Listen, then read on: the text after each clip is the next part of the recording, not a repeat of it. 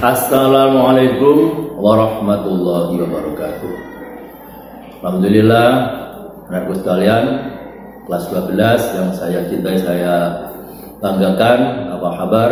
Semoga kalian dalam keadaan baik-baik dan sehat-sehat saja. Jangan lupa pesan protokol kesehatan bahwa kalian harus senantiasa menggunakan masker apabila sering keluar, kemudian senantiasa cuci tangan setelah kita itu berpegang atau berjumpa dengan orang lain, kemudian senantiasa jaga jarak. Itulah yang saya sampaikan, pesan dari protokol kesehatan. Semoga kalian tetap senantiasa mengadaan sejahtera. Allahumma amin.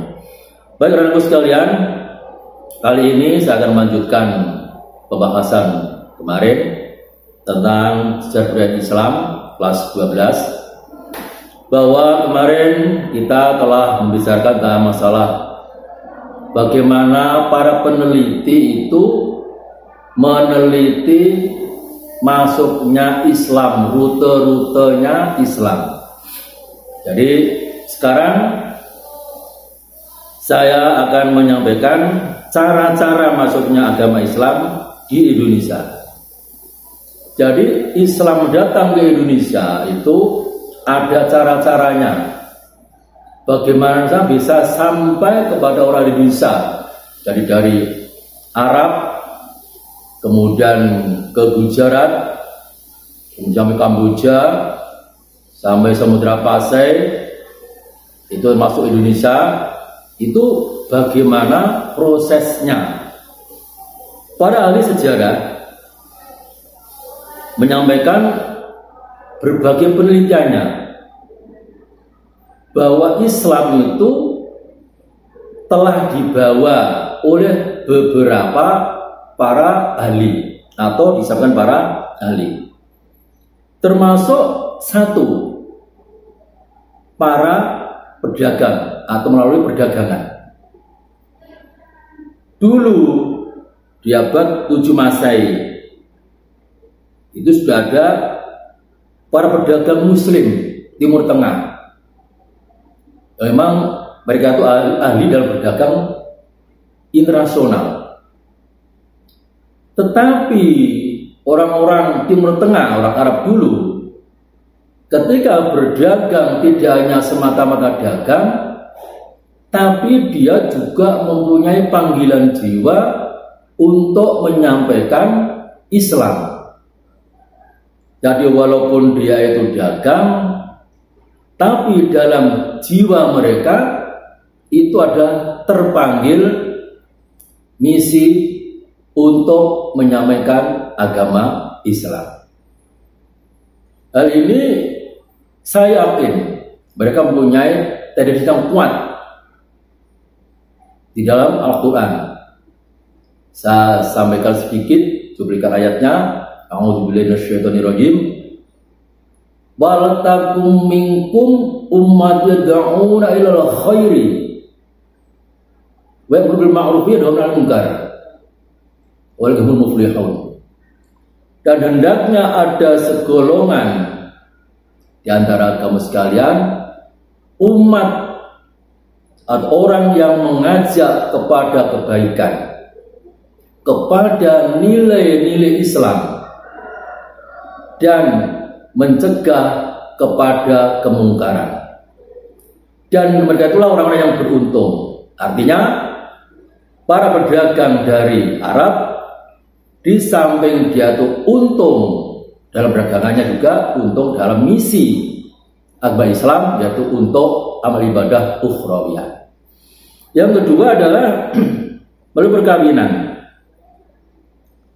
Setelah para pedagang itu lama di Indonesia, kemudian dia saling berkenalan atau banyak kenalan di Indonesia,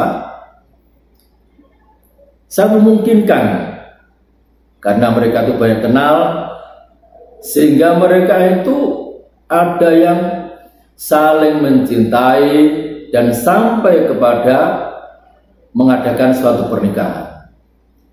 Dari sinilah timbul suatu keturunan antara orang-orang Arab dengan orang-orang Indonesia, antara pembawa misi agama dengan penduduk Indonesia, sehingga terjadilah sebuah bangunan kecil rumah tangga sampai berkembang kepada suatu perkampungan, sampai kepada suatu masyarakat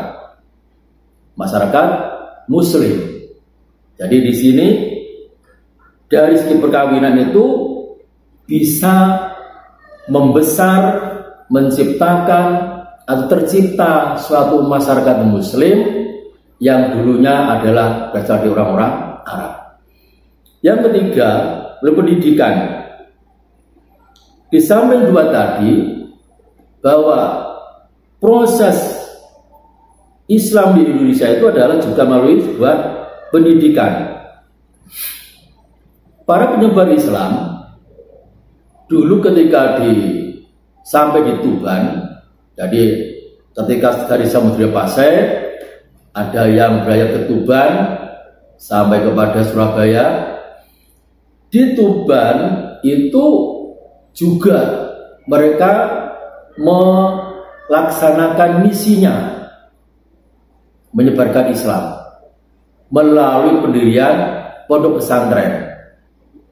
Disitulah terkumpul orang-orang, dan di situ juga para dai, para penyebar Islam, termasuk para wali itu memberikan pendidikan, memberikan pelajaran tentang agama Islam.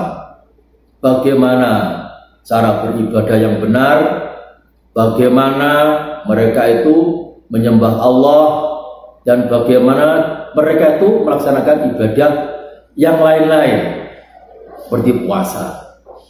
Sehingga pesantren inilah sangat mutlak untuk mengadakan penyebaran secara luas. Karena apa?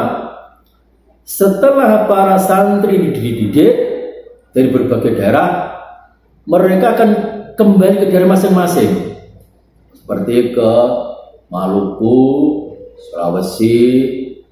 Itu setelah dia sampai perkampungannya, dia akan menyebarkan agama Islam yang dulu dia peroleh dari pesantren. Ini adalah sangat menguntungkan dan sangat bagus spreadingnya, cara penyebarannya. Kemudian tasawuf itu bagaimana para penyebar Islam itu melalui tokoh-tokohnya, termasuk Amjad Suri, kemudian Nuruddin Aroniri, itu juga dengan cara-cara pelajaran bagaimana dia itu mendekati kepada Allah. Jadi di samping dia itu dengan ibadah yang lain, bagaimana seseorang itu memfokuskan ibadahnya itu kepada Allah. Jadi para ahli tasawuf itu juga mempunyai ciri tersendiri bagaimana seseorang itu bisa benar-benar hadir di hadapan Allah melalui cara-cara ibadah itu, tasawuf. Kemudian yang nomor 6, mulai kesenian yang dibawa oleh para dai seperti Sunan Kalijaga itu melalui seni, yaitu menyampaikan Islam, yaitu melalui seni wayang. Bagaimana caranya? Sunan Kalijaga mengadakan suatu pertunjukan wayang. Di situ nanti yang menonton atau yang datang cukup menggunakan tiket membaca syahadat. Oke lah, para orang-orang bisa datang ke sini untuk melihat pertunjukan wayang, tapi kalian harus membaca syahadat, asyhadu an la ilaha illallah wa asyhadu anna Muhammadar Rasulullah. Dan demikian maka itu adalah sudah termasuk dia itu masuk agama Islam, dan sekaligus cara untuk bagaimana Islam nanti tertanam di dalam jiwa para orang-orang di Indonesia, termasuk itu. Jadi setelah kita itu melihat bagaimana Islam itu mula-mulanya prosesnya itu datang ke Indonesia, kita sudah bisa mengamati, oh berarti Islam itu datangnya ada pembawanya, ada caranya, dan bagaimana awal-awalnya.